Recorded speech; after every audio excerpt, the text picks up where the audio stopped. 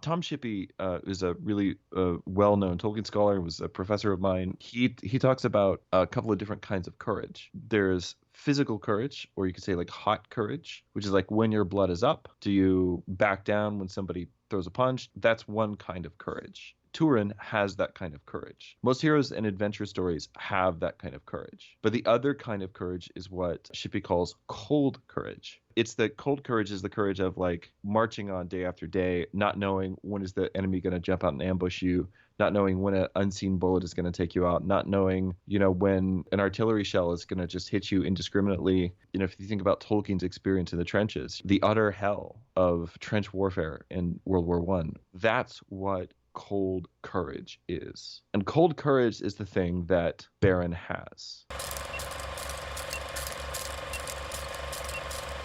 Welcome back to the show. Friend of the show, official title, Richard Rohlin.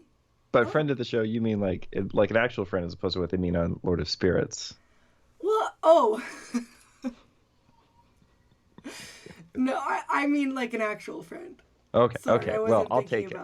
I'll take the it. alternative, the air quotes friend of the show. No, I was thinking of an actual friend because I've had you on like so many times. This is maybe your 4th or 5th appearance. Yeah, I think that's right. So I was actually thinking maybe you should reintroduce yourself just in case people are like, why does he know these things? Sure. So I'm Richard Rohlin. As Andrea said, I've been on the show a number of times now. The thing that I'm probably the most known for on the interwebs is being a Tolkien scholar. That is somebody who writes and occasionally publishes and thinks and talks and goes to conferences and things like that about the works of J.R.R. Tolkien. And it's an avocation. I have other things that pay the bills, which is good because it means I'm not beholden to kind of everything that academia has become over the last few decades. And in addition to that, also, I do a lot of stuff having to do with medieval history, symbolism, mythology, folklore, the stories that we tell about ourselves, that kind of thing. You can find a lot of that work. So you can find my Tolkien stuff on the Amonsul podcast, where I'm the co-host. Amonsul podcast is sort of about the vector or the intersection between the works of J.R.R. Tolkien and then Orthodox Christianity. And I do that with Father Andrew Stephen Damick. And of course, you've been on the Amonsul podcast at least once. I have. Yeah, at least. Oh, it was once. I would have remembered. Okay. Well, no, it's okay. I already have it in my mind to have you back. So we'll yeah.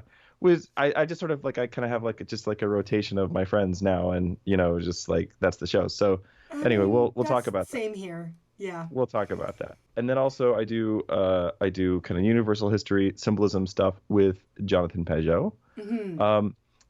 A lesser known thing, because I've aggressively tried to avoid telling people about it for most of my life, is that I'm a writer and a poet, and I've been writing a lot of fantasy literature and poetry and things like that, and some of that is published. Yes, I think there are still a few copies of a book we published last year called the Akbarida, which is now sold out of its 2nd print run, but there's still a few copies out there you can order. Maybe we can. I'll put the information in the show notes. in the doobly-doo. Mm-hmm. And then we actually also have a Kickstarter for a tabletop role-playing game set within that same fantasy setting where the poetry and the stories are located. Oh, that's cool. And what's that? One world. It's one world kind of thing. Yes, yeah, it's all kind of very, you could say, Tolkienian in kind of the approach. That's what I was thinking. Maybe one of these days we'll sit down and just talk about that and what it is, and the ways that maybe it's similar, the ways that it's different from what Tolkien did. But there's a Kickstarter, and I would love people, and also my publisher would love me to tell people to go to the Kickstarter and just click like the little notify me when this project launches. It'll be coming out. So we're recording this on the 28th. So it'll be coming out. It'll officially be launching on the 16th of next month. And so it's going to be really cool. It's going to have like art and, just like a beautiful presentation layout, all those things. It's going to be pretty rad. So I would love to encourage people to go check that out. So I absolutely want to check it out. Yeah. So, okay. I always feel, no one's asking for this but me, I always need to justify my channel meanderings. Like, how does this relate to your theme of your channel, Andrea? Well, me and audience. The channel is Andrea with the bangs. I know it is. I know. So as long as you have the bangs. Yes. But I'm trying to focus on film and story and Hmm. narrative, which is, yes, this falls under this, but it is, as I was saying to you earlier, it is more niche because it's not to do with what's been on film or adapted. I've asked you here today because I want to look into two of the heroes, the human heroes from the Silmarillion. Hmm. So it's a bit niche if you haven't read it, but they're really deep stories. And I do consider Tolkien's works to be our modern story. Like, Yeah. like it's a story from our time that will be the story in the future that will probably be looked at as, oh, this was literature of the 1950s and on, Yeah, I think that there is not a question in my mind that Tolkien will be read in 100 years. Mm-hmm. And it will. So I mean, it's already coming up. I mean, we're just a couple of decades away from 100 years of Mm-hmm. Tolkien of published Lord of the Rings, right? So it's not all difficult to imagine Tolkien being read 100 years on from when it was or written, or 200 years on, or 300 years on. Mm-hmm. There's a lot of things that I really like.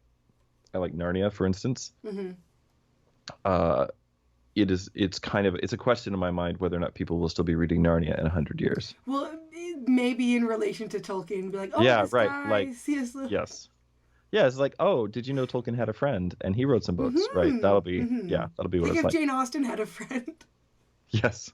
or Yes. the other Bronte sister that isn't as like impressive to them, but they're like, yeah, she writes. Yes, right, exactly. Yeah. She's written So, other things. Anyway. yeah. Yeah, okay, so I wanted to talk to you about a comparison and contrast between Turin, Turambar, and Beren, who only has one name, Beren, I guess. Baron Erchamion, the Oh, one-handed. what? Yeah, the Baron one hand, Baron Okay, Erchamion. I'm like, I didn't Yeah. remember that. That was his Yeah, one and other and he also moniker. gives himself a name when he loses the Silmaril because the wolf bites off his hand. Yeah. Camelist, the empty-handed or whatever, or the Oh, okay. dispossessed. So yeah, he gives himself a few different names. Also, Baron the Outlaw is his early appellation because Oh, he's an outlaw because he's being hunted down by Morgoth's servants. So yeah, no, he's got okay. lots of names. Okay, see, If I you get a guess I just hero, didn't really like keep those in my memory banks because I'm like, yeah, he doesn't need them because he's got because he's Beren and Baron. Luthien because He's he's a Baron. Beren and he's got Yeah, we don't need more than one because yeah. there's two people. So whereas Turambar needs the two names because Oh, he's sure. I see alone. what you're saying. Yeah, yeah, Like yeah. it's and that is the point in probably what I'm guessing will be the conclusion. But regardless, we don't want to skip ahead. So I hate the story of Turin Turambar. I really don't like it. Like it makes me feel uncomfortable and upset as I'm reading it. It's it's so funny. We got this email recently. I'll probably read it next Soul episode. So this will be a little bit of a spoiler, but we got this email from somebody being like, "Why do people keep hating on Turin? This is my favorite story. I don't Who get are why you? you guys." Who? Now, I mean, Who? I love the story, but like being like, "This is my favorite story. It's the best Tolkien ever wrote." I'm like, "Oh boy, I don't know, man. I don't know." It's difficult. It's okay. So Baron has a lot of difficult things too, along Sure. with many others. There's a lot of other really sad stories in the Silmarillion, like tragic. So this is by far not the only tragedy, but this is the one that upsets me because it's this sort of laid in stone. There's nothing you can do feeling. Again, I'm getting ahead of myself. We need to do a quick summary. I'm going to ask you. I don't know if It's this is okay. fair to you, It's okay. but I need you to do a quick summary of both, Sure. please. So the story of Beren and Luthien. This is set in the first age of Middle Earth, and so in Middle Earth, elves and humans are like very similar, but also very different. And they're the big difference between the two is their fates. So whereas humans, we die and then our souls go away somewhere else that the elves don't know where it is. And then elves, when they die, their spirits go to the halls of Mandos, where they basically do like elven purgatory, where they sit around looking at tapestries of all the things that they did in their life until Yeah. feel appropriately sorry. I'm trivializing it a little bit, but anyway, they go to the halls of Mandos for a while, and then whenever their sort of like time of healing and recovery and everything is done, then their souls are rehoused in a new body. So elves don't age in the world, like they don't get old or sick, and if they're slain, then their bodies are rehoused. So elves are not just immortal in the sense that they're immortal but they can be killed, but they're immortal in the sense that they are immortal, and if they're killed, then they come back to life eventually. Has anyone come? I know Glorfindel has come back. Well, pretty much every elf that dies in the Silmarillion has or will be rehoused. But Glorfindel is significant in that he's the only one that I know of that came back to Middle Earth after being rehoused. Because that's what I was thinking of. Because I'm thinking of what's her name? Elrond's wife. Celebrian, yeah. Celebrian. We don't see her ever in Middle Earth again. Is she still in the halls, or is she? Well, we don't know. We don't know. Like, typically speaking, like, the worse you were in life, the longer you stay in the halls. Okay. But also that one of the purposes of the time in the halls of Mandos is it's not just like purification or penance or something. It's supposed to be a time of healing, like healing for the soul from the hurts that you endured living in the world. So anyway, so we don't know the answer to that question. Okay, so this is just me being like, I'm wondering these things. Yeah. Okay, so regardless, so the halls of Mandos for elves, yes. Yeah. So anyway, just this is the really important tension that's at the heart of the whole of Tolkien's legendarium, right? Is like the question of death and immortality, right? And so Beren this is in the First Age when Morgoth, who is Sauron's boss, essentially much worse than Sauron, much more powerful. When he's ruling Middle Earth, and the elves are basically fighting against him, and there's an elven maiden, and she's actually the daughter of one of the elf kings, and then also what's called a Maya. So Gandalf, Saruman, Sauron, they're all Maya, which are essentially angelic beings. So she's the daughter of a coupling, a marriage between an elf and a Maya. And her name is Luthien. And she's the most beautiful, most everything of all the what are called in the legendarium the children of Ilúvatar, which is elves and men. So she's the most beautiful, she's the most perfect, all these different things. Like literally, it's the seasons in the forest around her. They don't pass according to the passage of the year. They pass the seasons are what are basically based on whatever Luthien's mood is. So when she's happy, it's spring. When she's sad, it's winter. There's actually good evidence in the legendarium that this is actually how it normally works with elves and the land around them, but that's another discussion. But anyway, so into the story comes a guy named Beren the Outlaw. Beren is he's a human. He's one of the Edain, who are basically a very small minority of good humans who did not side with Morgoth and instead have been working with the elves to fight against him. Beren's father was a kind of a famous hero, and but eventually his whole sort of war band was hunted down and betrayed and killed by Morgoth's forces, and Beren was the only survivor. So Beren, sort of wandering through the wilderness, passes through unspeakable terrors, most of which seem to have included giant spiders, and finally winds up in the forest of Doriath, where Luthien is. And he sees her, and in the moment that he sees her, he falls in love with her. But also in the moment that she sees him, she falls under his spell as well. And they sort of, their fates become entwined. And so she takes him to her dad, and her father, King Thingol, is, shall we say, less than enthused. So to sort of get rid of this guy, because he's promised Luthien he wouldn't kill him, he gives him a quest. And the quest is, if you want to marry my daughter, then the price is 1 Silmaril. And the Silmarils, for people who don't know, are these 3 really important magical jewels. They are the most of everything. Once again, the way that she is the most. There's a theme. Yeah. There's a theme. Whereas like the Luthien is like the greatest thing. Basically, Luthien is the greatest person God ever made, at least up to this point in the Legendarium, right? The Silmarils are the greatest thing that any elf has ever made, and that's what the elves are here in Middle Earth fighting Morgoth for. Is to get those back because he stole them and killed a bunch of people.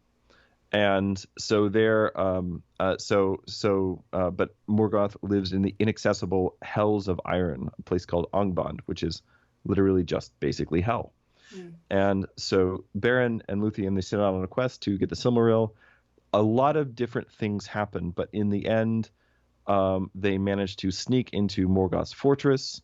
Luthien dances in front of Morgoth and sort of magically puts him to sleep long enough for Beren to pry his Silmaril. And then Morgoth wakes up and everybody else wakes up, and Beren gets his hand bit off by a giant wolf, and he loses the Silmaril, but then they hunt the wolf and they kill the wolf. And there's also a dog friend whose name I can't remember right now. Huon, Huon, captain of dogs. Yes, actually, I have a dog named Huon. Oh, good name. But anyway, so in the end, in the hunting of the wolf, to get the Silmaril back, and also just to kill the wolf because he's evil, Beren is killed in the hunt. And when he's killed in the hunt, Luthien does something really extraordinary, which is, she's weeping over him, and as she's weeping over him, she basically gives up her spirit and dies and goes to the halls of Mandos, and she sings before Mandos, which is kind of like a neat contrast to her dance before Morgoth, right? But she sings before Mandos, Mandos being the sort of like god of death. And she sings before him, and he is moved, it says, in a way that he was never moved before or since. Mandos is usually pretty stoic. Yeah. And so she sings before Mandos, and Mandos is moved. What's her name? Orpheus. Yeah, it's a reverse it's a reverse Orpheus and Eurydice kind of a story. Okay. Because in Orpheus, it's he goes down after her. Okay. Anyway, sorry. A happier ending than that story. Than that story. Although something that would be very fun to talk about sometime is the Middle English poem, the Middle English lay Sir Orfeo, which is a retelling of the Orpheus myth, but it's as a fairy tale. So it's not death; it's the king of the fairies has kidnapped his wife. I want to read that. Okay, but it's a happy ending. It's a happy ending because he actually gets her back. Oh, okay. So yeah. Anyway, it's a neat story. So she convinces him. Yeah, she convinces Mandos, and so what he tells her is, okay, I'm going to give you guys a choice, and the choice is, you can go back, but if you go back, you're both human, and the next time you die, it's for keeps. Okay, and how does Mandos have authority over Beren's soul, though? I don't. Okay. I don't know the answer to that question. All right. Sometimes there's mysteries. Okay. Yeah. It's just, this is, Mandos is essentially like the angel of death, you could say. So, okay. He gets some kind of say in this, but I don't know what or why, but he does. So, and so they go back, and Luthien is very beautiful, but now she is mortal. And then eventually, both of them die. But that's the sort of like the happy ending of the story, is that they, because of this, that Tolkien's name for the story of Beren and Luthien is the Lay of Luthien. Luthien being an Elvish word that means release from bondage. So all throughout the story, there are these various escapes where somebody escapes from bonds or somebody escapes from bondage. But at the end of the day, the things that they escape from, one, I think, is the sort of like the doom that has come upon all the elves because of the war of for the Silmarils, which is basically, they know their war is doomed. They're fighting it anyway, but they know it's going to end. They know they can't win, or at least they should know they can't win, but they've been told they can't win by the gods. So they escape that doom, and then ultimately also, I don't want to say escape the earth, but they escape the kind of the evil fate of their time, right? That everybody else is locked in. So that's the story of Beren and Luthien. There's a whole bunch of stuff that I skipped, but that was probably too long for a summary. And I love that one. That one's my favorite one, and that was the subject of the podcast that I guess yes. Your show. Yeah. You should link to that, and then people can just go hear us talk about that. Yeah. So by contrast, the story of Turin, Turambar, this happens about a generation later. Another human hero caught up in the wars of the elves. But in this case, it's Turin, the son of Hurin. So Hurin is the greatest hero of men, the greatest warrior of in the history of Middle Earth. And he's captured in battle against Morgoth, and Morgoth tries to, do a little like Emperor Palpatine kind of a thing, and get him to come over to the dark side. And Hurin defies him and talks some pretty epic smack. And so Morgoth says, okay, so that you understand how useless it is to defy me, he sets him in a chair on top of a mountain and basically magically makes it so he can see everything that's going to happen to his family. And then Morgoth spends the next 30 years ruining the lives of everybody in Hurin's family.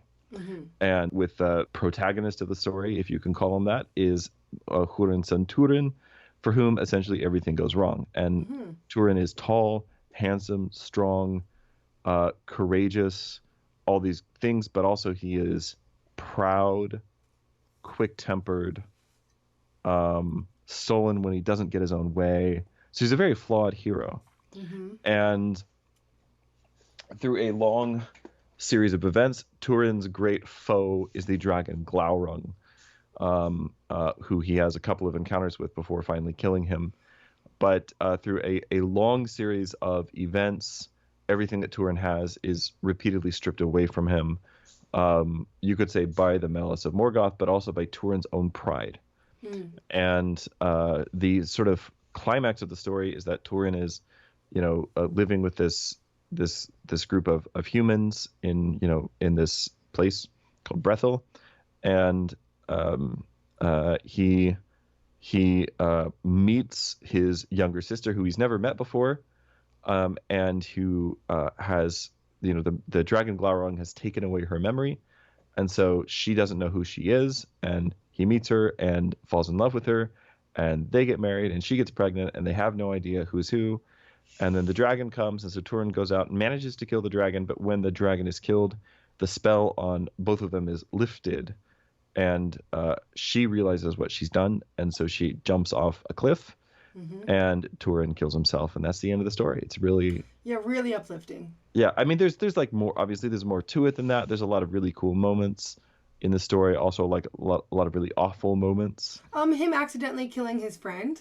Accidentally kills his best friend, the greatest bro in all of Middle Earth. He is. Is that Beleg? Is that his Cuthalion. name? Yeah, Beleg Cuthalion, Beleg the Strongbow. And it's so sad because he was so on Turin's side. Yeah, like when usually there was no reason to be. Like right. Turin. That's why it's yeah. So sad. It's so okay.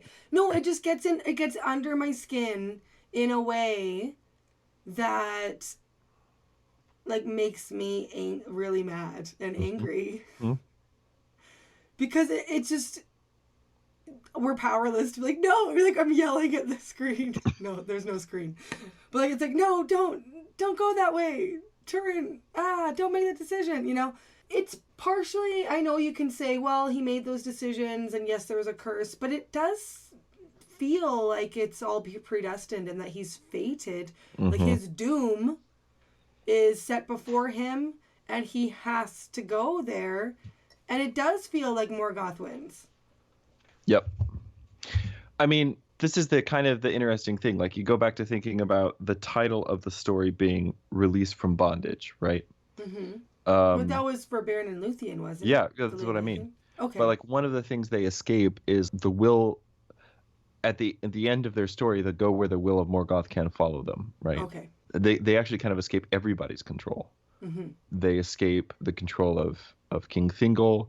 They escape the Sons of Feanor. They escape Sauron. Was his sort of first appearance. Is in that story. They escape Morgoth. They escape literal hell. And in the end, they escape the sort of the doom of the elves to fight against Morgoth and never conquer. They actually beat him, right? Turin, on the other hand, is always enslaved. And he's enslaved to all these different things. One of the things he's enslaved to is his own self-will and his ego, and the way that it causes, kind of colors and ruins his relationships. he's never willing to. You could say he's never willing to play second fiddle in any relationship. If you can imagine a world in which Turin had met Luthien, he wouldn't have fallen in love with her Okay. because she was so much greater than him. Okay. And he never like never has room for that. Okay. Right? You know, like if you read the Beren and Luthien story, obviously Beren is doing the hero things, but Luthien is the clearly like more powerful individual. You know, she's like She's half the angel. reason why he. Yeah, she's half angel, half elf. Like she's clearly more powerful by orders of magnitude, but it's not like in a girl boss kind of a way. But the thing that Beren has that makes everything work is his just unswerving devotion to her, but also his deep determination, even when she's ready to give up, to just put one foot in front of the other. And so he sort of accepts, well, I'm probably going to die anyway, so I may as well die doing the right thing. Okay. You know, whereas Turin doesn't have. Tom Shippey is a really well-known Tolkien scholar, was a professor of mine. He talks about a couple of different kinds of courage. There's physical courage, or you could say like hot courage, which is like when your blood is up. Do you back down when somebody throws a punch? Do you whatever? That's one kind of courage. Turin has that kind of courage. Most heroes in most romance stories, romance in like the 19th century, sense of the term, like adventure stories, right? Most heroes in adventure stories have that kind of courage. But the other kind of courage is what Shippey calls cold courage. In his mind, this is a kind of courage that has always existed, of course, but in Tolkien's time was really put on display in the trenches of World War I and in the various theaters of war, especially in the Southeast Asian theater, where in like Burma, now Myanmar, but at the time Burma, when British soldiers like walking through the jungle. I mean, our analog for this, right, is Vietnam, right? Cold courage is the courage of marching on day after day, not knowing when is the enemy going to jump out and ambush you, not knowing when an unseen bullet is going to take you out, not knowing when an artillery shell is going to just hit you indiscriminately. And there's nothing you can do about that. There's nothing you can do about that. If you think about Tolkien's experience in the trenches, the utter hell, the utter actual hell of trench warfare in World War I. And part of what made it so hellish was how deeply arbitrary it was. You're not standing and fighting somebody close enough to like see their eyes and see their face and see them as a human being. You're not even, shooting at each other across the field in nice bright uniforms like gentlemen. You're just sitting there in a trench eating a sandwich. Yeah. And then an artillery shell hits you and kills you, and there's nothing you can do about it, right? This is where we get the phrase in popular culture, the phrase like, the one that has your name on it. And so to be able to go on under those unbearable conditions, that's what cold courage is. And cold courage is the thing that Beren has. Okay. Beren's not trying to do great deeds so that songs will be sung of him. He's doing what Faramir does in The Lord of the Rings, right? When Faramir, I'm talking about book Faramir here. There's a difference. Yeah, there's a difference. But, he says, I don't love the sword for its brightness or the arrow for its swiftness. I love only those things they defend. He doesn't care about those things, but he's willing to do what he needs to do to protect his people. But he's not in it for, like, you could say, the glory, right? Whereas Turin has this deep need to be the master. Even his name, Turambar, right? This is a name he gives himself, right? He constantly renames himself. Every time his fate starts to close in on him, he hits the eject button and he starts a new life somewhere else, and he gives himself a new name. Okay. And the last and final name that he gives himself is Turambar, which means the master of fate, which is a name. Well, but it's a name actually. I mean, the significant thing about it is that is the name that Morgoth gave himself earlier in the story when he's talking to Hurin. He says, "I am Morgoth, master of the fates of Arda." Oh, okay. Right, which is of course is also not true, but it's more true than it is for Turin. Right. And so it's also identifying you with the bad guy. Yeah, and so yeah, when he's saying this, like it's an echo of that, and you can kind of see like in Morgoth's again, you play like a little what if Turin had found the ring, like he totally would have used that thing. There's no question. Right. because he's always looking like he wants to have the mastery, even in his friendships, right? He's not willing to be friends with you unless you're willing to only be friends on his terms. Right. Right? There's no give and take with Turin, is what I'm trying to say. So those are the things that, I think are really different between their personalities, right? And they're sort of different kinds of courage. They're different kinds of heroes. Obviously, there are a lot of other differences we can talk about, but I think that this difference in the personality and the difference between the kinds of courage is one of the things that is very often overlooked when people look at this story. Yeah. So Okay. that's So why I'm those two. pointing that Well, out. the other thing that really stood out to me is the fact that Turin was raised by King Thingol, so Luthien's Yes. father, Yes. raised by elves, and Beren was not. He was raised by men who were Yep. friends with the elves. Yep. But it seems like he should have that leg up on Yeah. wisdom. Like I feel like that's like, oh, I guess I was wrong in thinking. I don't know. One of the things that came up in the most recent Amon Sul episode that I did on Turin is this conversation with Sabadal, who's this. Actually, one of the really interesting things I noticed going through the story this most recent time is that Turin's parents are like a little emotionally distant or kind of checked out. His dad's not around much because he's off fighting in the war. And his mother is... She's from Beren's people, right? She is from Beren's people, but his mother is, I don't know, like probably diagnosable in some way. Like, she's, she's just very melancholy, as we would say in the olden days. But she's very melancholy and she's very emotionally distant, reserved, doesn't talk a lot, never smiles. Oh. And especially after the death of Turin's first sister. So Turin has a sister who dies when she's quite young. There's the other sister later, but yeah, there's just there's something wrong with her, or just maybe she's the kind of person who should have been born in a less evil time, maybe. Oh, okay. She's been affected by these things. Okay. Yeah, yeah, and so she's always sort of very doom and gloom, and so Turin doesn't really get any emotional support or like a chance to grow emotionally under the tutelage of his parents. And so he actually learns about the world mostly from this lame household servant named Sabadal. In the early part of the story, this is the version that's in the Unfinished Tales, and it's the version that's in the longer, like the novel length release that came out a few years ago, the Tale of the Children of Hurin, which I don't know if you've read. I haven't because I hate the story of Turin so much. So I'm gonna strongly recommend that you bite down on your mouthpiece. Okay. And go and read the longer version. Because I want more, right? Well, and then tell me what you think of the story after that, because I think that there's a lot of stuff in there that's left out in the sort of short summary version we get in the Silmarillion. Okay. That makes a huge difference in sort of helping you understand why the character is the way that he is. The ending is still sad. But I mean, for instance, one of the things that you don't really get a strong sense of in the Silmarillion is that there's some elf girls that are super into Turin. At least two. Okay.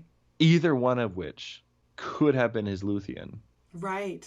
Either one of which could have sort of like been his salvation, and also prevented him from marrying his sister. So that's always nice. Yeah. But in both cases, he's got his own importance and everything, and he's just oblivious. Right. He's oblivious to it. So anyway, I think that you have to. It's assigned. So you have to go. Now, to make it more bearable, I'll give you a little trick. Get the Audible version because it's read by Sir Christopher Lee. Oh, I love him. Okay. So it's the voice, it's just like whenever I listen to it, it's like, oh, it's just a cozy night at Isengard.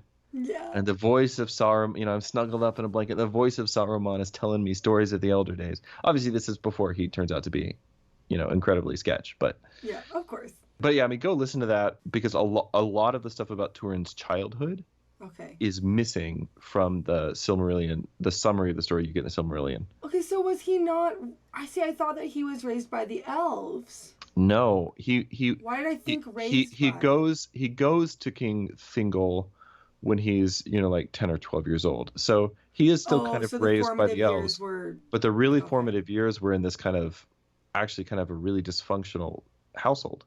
Okay. Now obviously Beren's life, basically living in the wild as a hunted man, was not, maybe like the healthiest upbringing either, but it has the effect of making Beren like hard and resilient in ways that Turin is not. So, Okay. Anyway, so I don't want to like you can like nature nurture this thing all day, like how much is nature, how much is nurture, how much of it is the literal god of evil just trying to screw you Well, over. yeah, that's what, like, how much is it? Your Yeah, doom but is you get way more fated. sense of that. You get way more sense of that in the longer version as well. So Okay.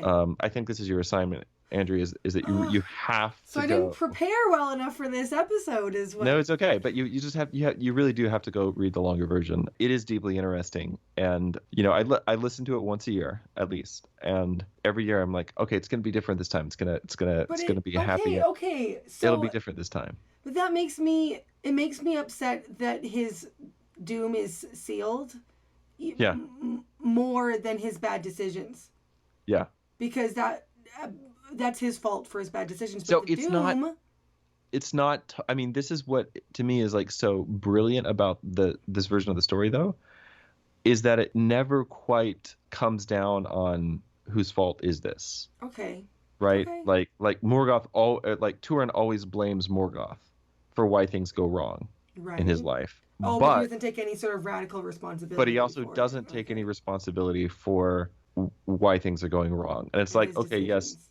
yes, like Morgoth might be trying to screw you over, but you are certainly not making it hard for him, you Okay, know? you're not really going against your Yeah. fate all that Yeah. much when you're So there's making these decisions. exactly. So there's a actually a great deal of like complexity in Okay. that portrayal. I will mention, also in passing, there are some earlier versions of the story Mm-hmm. that you can find in the history of Middle Earth. And in the earlier versions of the story, Turin is a much more sympathetic character.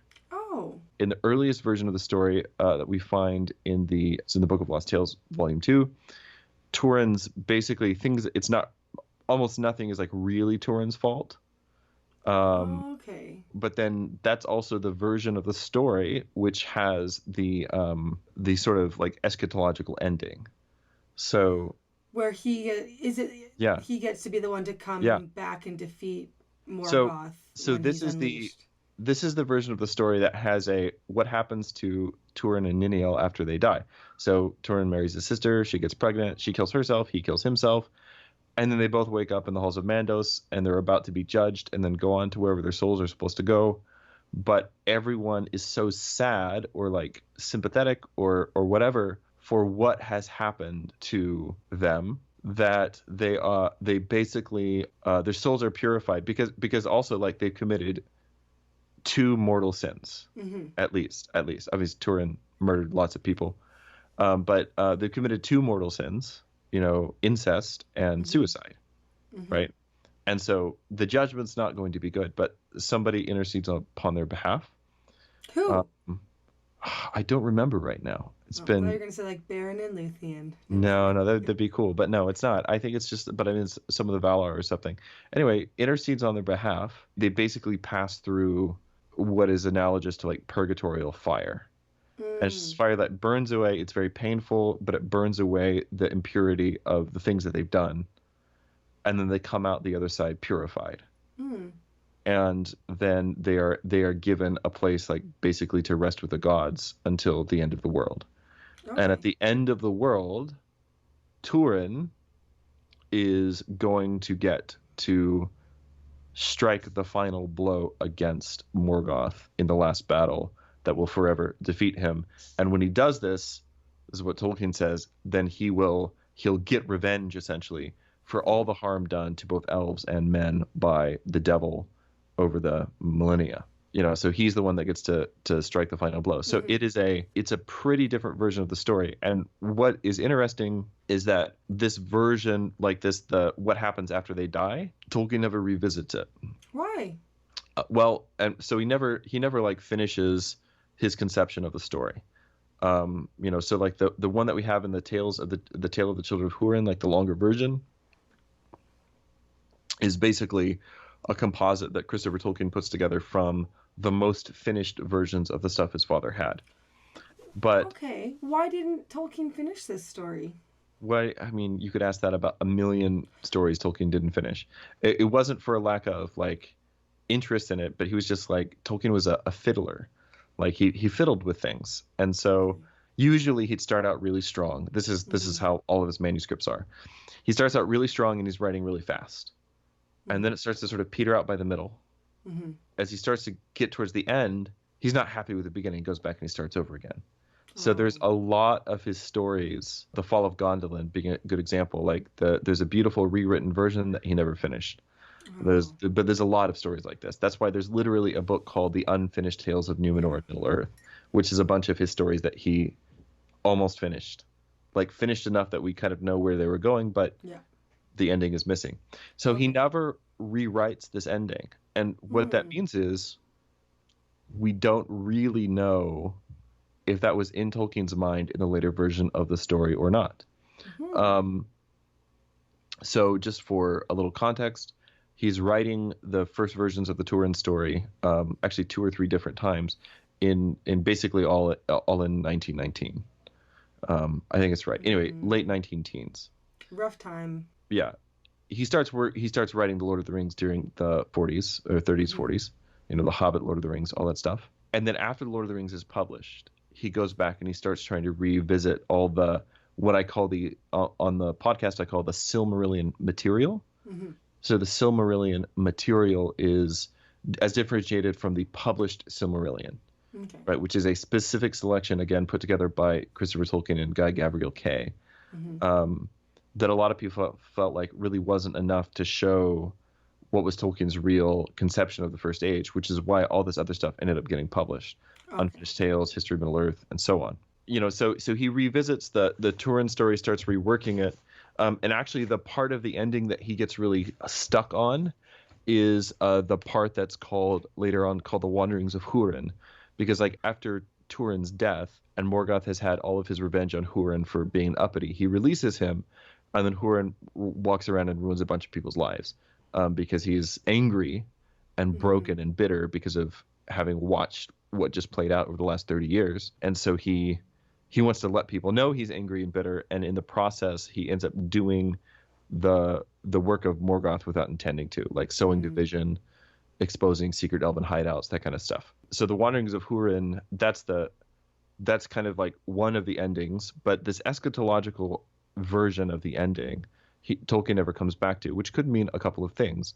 One is that he scrapped it, which I don't totally buy, because Tolkien so very rarely deletes anything. He retcons things, right? But he very, very rarely does he just completely scrap something.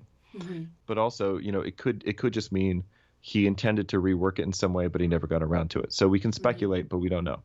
Right. Now, the reason this question is a little bit important is because at the time that Tolkien is writing The Lord of the Rings, the evidence within the text of The Lord of the Rings itself suggests that Tolkien still has this more heroic Turin, this sort of doomed, tragic, fate-crossed Turin, that's still the version he has in mind when he's writing The Lord of the Rings.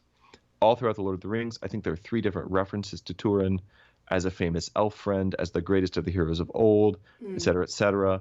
There's also the, I think it's the Mental Karma, which is like the constellation Orion in the sky, the swordsman, you know, proclaiming doom to Morgoth. But if you kind of read between the lines and you look at some of the older stuff, it's pretty clear that constellation is meant to be Turin. So the fact that it has this really prominent moment in the text of The Lord of the Rings kind of seems to suggest that Tolkien's, you know, at least when he's writing The Lord of the Rings, still kind of has this, you know, Turin's going to get his in the end, you know. Okay. So it's not all doom and gloom. Yeah. To the end, at least. But I mean, this is the great argument that Morgoth and Hurin have right at the beginning of the story, because Morgoth says, "My will hound you to the end of the world," and Hurin says, "Yes, to the end of the world, but not beyond it."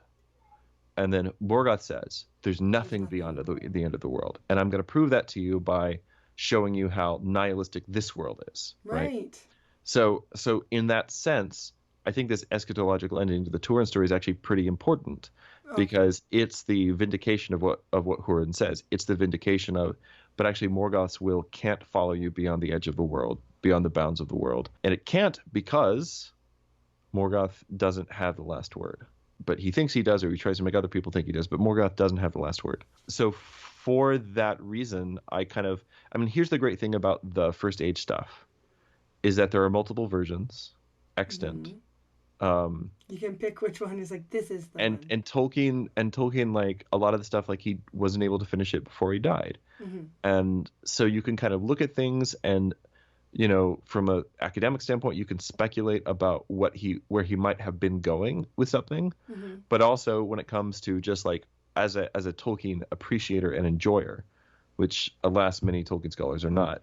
But if I'm just trying to sit and appreciate and enjoy the stories, well, I can kind of like, headcanon or whatever, right? So you can sort of think about, well, how does this story end? Like, what happens to this Hurin after he dies, or this Turin after he dies? Okay. I think that since that seems to have been the conception still in Tolkien's mind when he's writing The Lord of the Rings, that to me is like a fairly significant data point, and kind of justifies this. Actually, there is a happy ending. It just happens after you die. What's more Tolkien than that? Right. It's the same thing with Beren and Luthien. Their story does have a happy ending, but only after they die. The story is more palatable. Yes. Because it's love. Yes. All the world loves a lover. And yes, Beren and Luthien are great. And, just like the whole scene of when they meet in the forest for the first time has the potential, I think, to be like one of the great, meet cutes? No, but that's just where like you're going, right? I was gonna say, you know how like in literature and history there are moments that are like painted, like people paint them over and over again. Yeah. The Annunciation, or certain scenes for the birth of Venus. Like certain scenes from mythology and legend and folklore and biblical themes, but people do them over and over because there's something about the scene iconic. What's that? They're iconic. Yeah, they're iconic. They capture, maybe like a really powerful symbolic moment. And so we get drawn back to them again and again, right? That scene where Beren and Luthien meet has that sort of potential. Like if that scene had been written 2,000 years ago, there would be a million Renaissance paintings of it, I think, because it's so beautiful. And obviously Tolkien wrote it and rewrote it many times. And also, as I'm sure everybody probably knows or has at least heard at some point, there is a sort of autobiographical element to all of that. So for Tolkien, which I'm weirdly enough less interested in. Oh. The biography of Tolkien himself is quite interesting.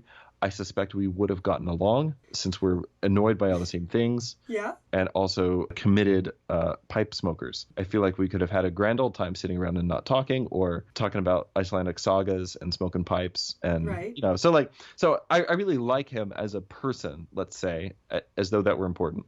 But I'm not super interested in his biography as regards his writings.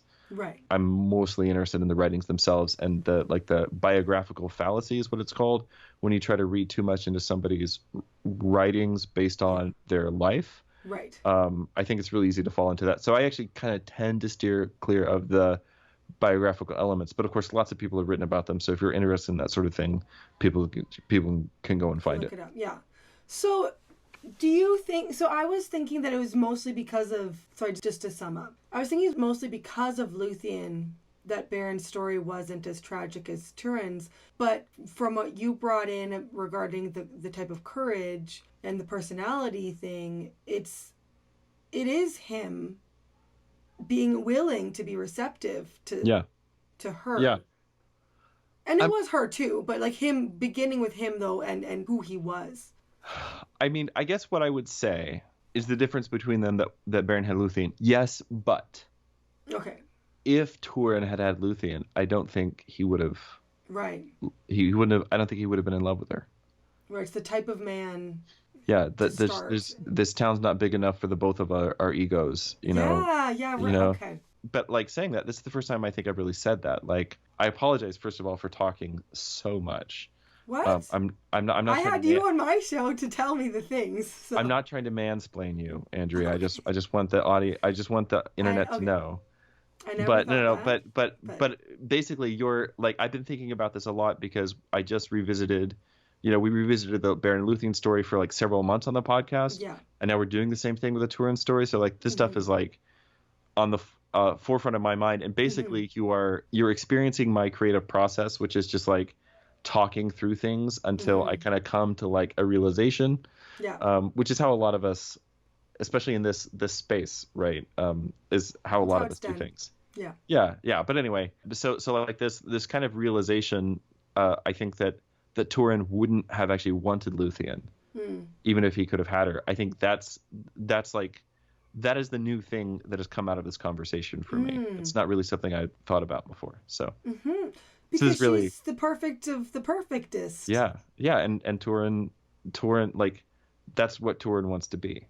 But okay, and it's and the in a fact lot that of he respects, can't admit he's not.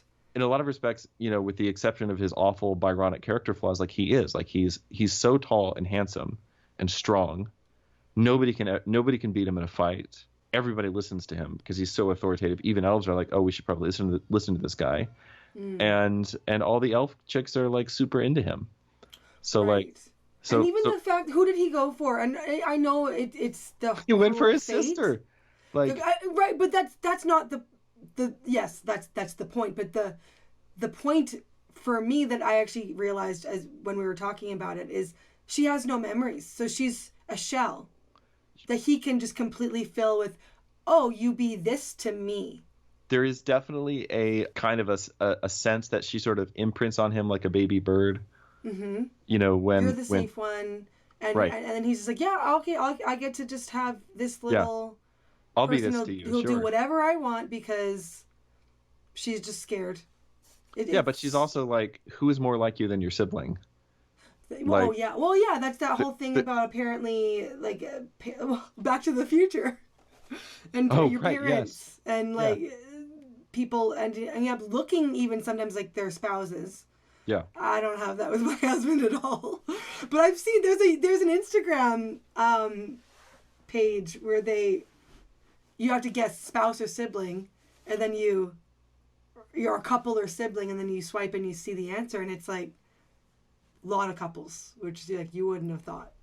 But I think that she has no identity because she has no memories, and we kind of our memories form who we think we are. Sure. And the fact that she has no memories and is very frightened of most everyone but him, she's just this little ball of clay that he can be like, I'll mold you in my image, the image I want you to be.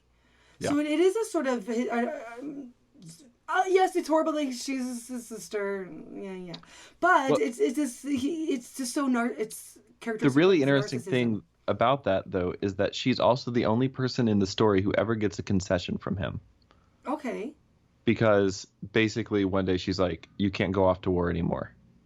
Oh. And he finally says, okay, I'll stay home with you unless our home is threatened, and then I'll have to fight. And that's the only time in the entire story that he ever gives anybody an inch. Okay. So that's also an interesting little data point. It's just, it's like, oh, it's a shame she's her sister, though. Yeah, I mean, that is a huge bummer. It's a shame, but it is like you kind of, the end of Raiders of the Lost Ark, and it's like, you chose poorly. Yes. He chose poorly his partner. Like you were saying, there are a lot of elf girls or elven maidens. Yes. Who are interested, but they're too, as we know, even though men and elves are closer to, more similar than they are later, they're still elven and then men, yep. Humans, and so he wouldn't have had the room, I think, even if he did notice that they were interested in him, because he's, same thing with Luthien. It's like, well, I'm the big guy around here. I can't have you outshining me. And as an elven maiden, you probably would, because the elves are like, another level. Well, certainly when he starts getting old and you don't, like. Right. Oh, right. That's another his vanity. Yeah. would have been pretty bruised there. So I have one more question though regarding all of this. So it's like, why? I guess it's kind of two questions. So I'm saying me, but I'm guessing it's many people. Why do we like hate this story so much? Like, why do we balk from it? So, and why do we need it? Why do we need this story? So first of all, I'll say I don't hate the story. Okay, so I know that you don't, but a lot of people they're like, yeah. it's not my favorite. I think it's very simply, it's the darkest thing Tolkien writes. Mm-hmm. It's the thing that challenges his theory about eucatastrophe and fairy tales, all that stuff we love to repeat in Tolkien reader scholarship circles, right? This is the story that challenges that the most. Mm-hmm. Eucatastrophe, so I think, if you could explain. So Tolkien in On Fairy Stories, which is like his sort of only essay. There was a fly on the camera. It's very funny. So you can tell the weather's warming up. In On Fairy Stories, which is his main essay that he wrote about sort of the why and how of writing. It's like his great theory piece. He talks about basically why are fairy tales or fairy stories or fantasy stories, why are they beneficial to read? So, and he gives a famous kind of trifecta of escape, which is they allow us to escape. And he's very important to say it's not desertion. That is, it's not the escape of the soldier from the front lines, but rather it is the escape of the prisoner from his prison. Mm-hmm. So we live in these prisons many times of our own making.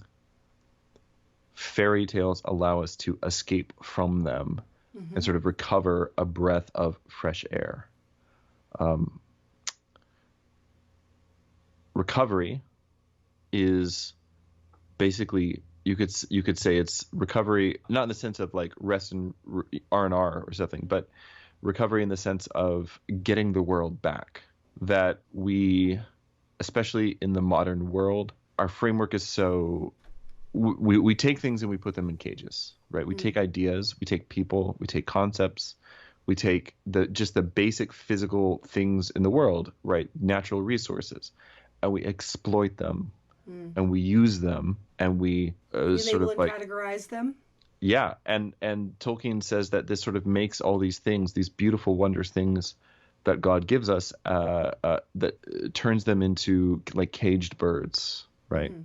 And so recovery allows us to re-encounter the most basic things about the world on their own terms. And so, and when I say most basic things, I mean the examples Tolkien gives are trees, water, stone, iron, bread, water, wine, right? That actually all of those things have deep power to them. Like there's nothing deeper in the human consciousness than bread and wine, which is why we can never stop arguing about it. There's something really deeply like symbolic that's so deep in, especially like not even just like the Western or like Christian experience of culture, but any human culture, right? Bread and wine, or whatever your culture's version of wine is, like those things like go to the very heart of what it means to be a human being, right? And so I'm getting a little lost. So eucatastrophe, I'm getting there. Okay, I promise. Okay. So eucatastrophe is the consolation. So that's the third in the trifecta. But I want to say a little something about recovery because it is the one of the three that people misunderstand or miss the most often. Okay. So a good example of what he's talking about is, you could say, so I spent much of my young life around horses. I live in Texas, so we're all cowboys. Everybody has a horse, a gun. No, I'm kidding. But I did spend a lot of my youth working at a horse ranch. Okay. And riding and taking care of animals and things like this.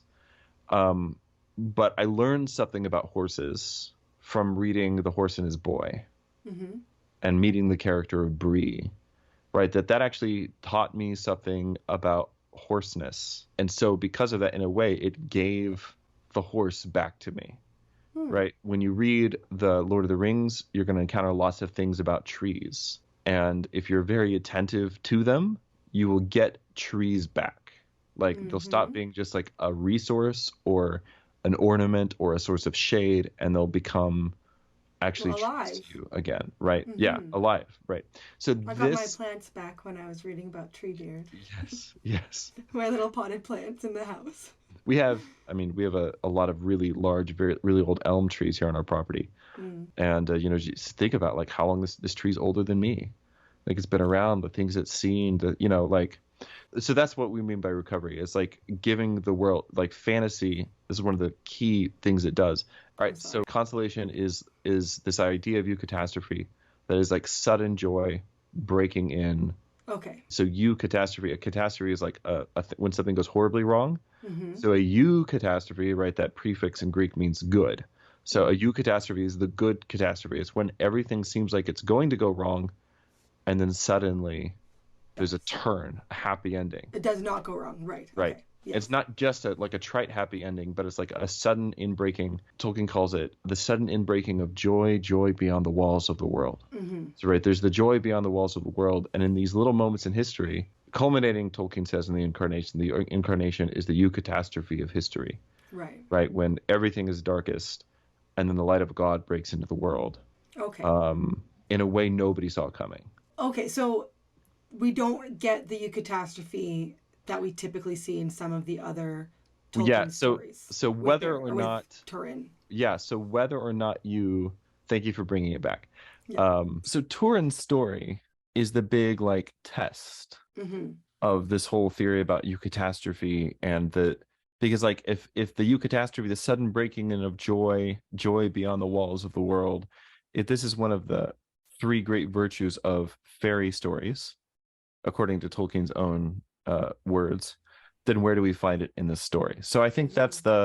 I think that's part of why people react against it so strongly is because maybe it seems I don't really think it's out of character for Tolkien or for Middle Earth, but a lot of people feel like it is because it's missing or they feel like it's missing the turn. I would sort of argue, you know, first of all, Turin actually does kill the dragon, Yeah. so there's that. Like any story with where the dragon gets killed is a good fairy tale. And then the other thing that I would argue is that actually in the story of Turin, it is beyond the walls of the world where you finally find the joy. And that's why that, like I talked about a little earlier, why that eschatological ending I think is so important. So anyway, that's kind of my answer to the first part of your question. Second question is why should we read this story? Mm-hmm. I think we should read the story because it's a great tragedy, and tragedy itself is, I mean, it's one of the great staples of all literature and human storytelling, going all the way back to the ancient Greeks and certainly a long time before them. Mm-hmm. Tragedy has a particular benefit, you know, that Aristotle talks about, you know, the catharsis, right? Allowing you to sort of endure pain from a distance in a way that it can be healing to you without having to actually go through the pain yourself. This is why people like tragic stories. Some people like them more than others. There's individual taste, but it would certainly, I think, be a mistake to just like write off the whole genre. So I think it's a great tragedy. It's really Tolkien's only like true tragedy, Mm-hmm. right? With a tragedy being, although even then, like a tragedy is a story that starts out happy and then goes wrong.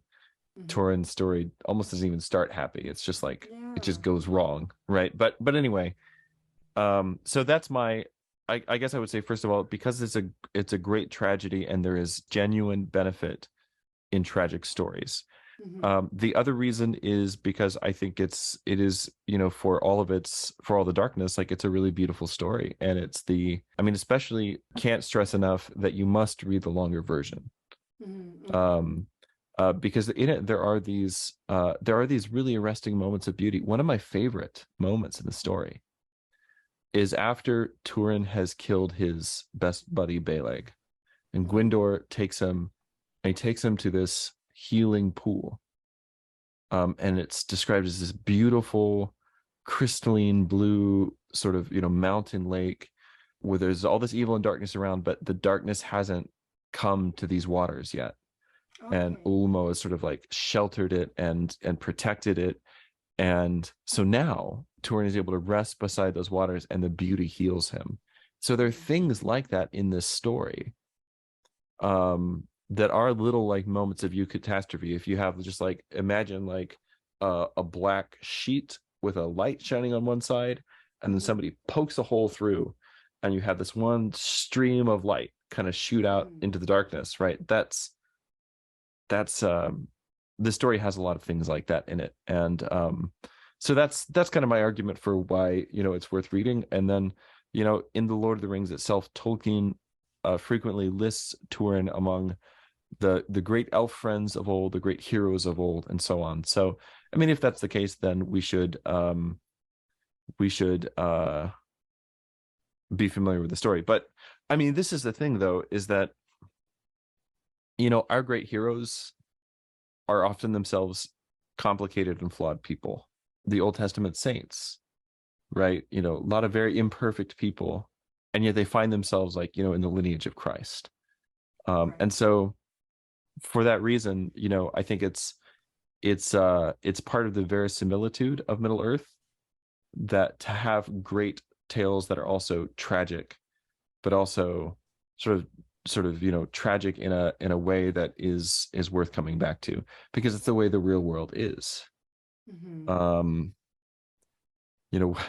Why do people, well, it's not very popular now because it's become so political, but I mean, it's always been political, but recently, anyway, like, why do people study the American Civil War, or why do people study like these other really ugly, dark, tragic periods of our history, right? There's something there that does draw us back. And I think part of it is the way in which it allows us to come to better terms with the dark parts of our own personhood. And I mean, like, on a really personal note, I have learned a lot from the story of Turin over the years, and what sort of person not to be. That whole like self-will, and as my aunt, who's a psychologist, she would put it, wanting to be the bride at every wedding and the corpse at every funeral. Like that thing Turin has going on. Like, there's a non-trivial part of me that's always been like that. And so the story of Turin has helped me to deal with that in some healthy ways, where I really wouldn't have gotten much help otherwise with it, and so anyway, I mean, I think there is beauty in the story, and I think that there are things that about the story that can be beneficial, and so for that reason, I think it's worth reading. I see. No, I do see. No, well, that was a good way of explaining it. I do appreciate your insights, Richard. And so perhaps my hatred has lessened to just not liking as much as other stories. Usually when I read the story now, I mostly feel bad for Turin. I feel bad for him too. It's more like, why did you do this, Tolkien? That's fair enough. Fair enough. Yeah. And well, it's more him not having any sort of say because he's doomed. Yeah. That's the part that actually is probably the part that gets me the most. But again, you already addressed tone. Yeah. We don't know. It's a mix of both kind of idea. Yeah. So, well, but anyway, I mean, like this was but this. I'm sorry. One last thing. I'm so sorry. Okay. But this is how we are in our own lives, right? Like, well, like, why are you sinning today, Richard? Is it the demons or is it yourself? Right. And the answer is kind of both. Yeah. So, yeah. Yes, I appreciate you bringing that up, because I feel like very much like that question. I've been asking myself that question. The certain weeks I'm less patient with my children than other weeks, and this has been a week of a less patient. You're the only parent. You're the only. I know, it's just me, right? Who struggles. Yeah. No. Anyways, no, but this is good. I appreciate to end on this kind of a note, a pointed note like this. But thanks for coming on, and I appreciate I'm gonna try to fix it in post. I don't know how the ending's gonna look compared to most of it. It'll probably be. I don't remember right now how Zoom records these things, but it'll probably be like a little split. But it's okay. It's fine. We got the conversation. That's the most important. Yeah, we got the ending. That's what matters. Yeah. So thanks for coming on to my show. And absolutely. I'm, I guess, looking forward to guesting on yours again. So I'll reach out probably sometime in the next 2 or 3 months. So yeah, looking forward to it. I'll try to get my homework done. All right. Okay. Thanks very much, Andrea. For sure. Yeah. See you next time, Richard. If you would subscribe, that would be the bee's knees.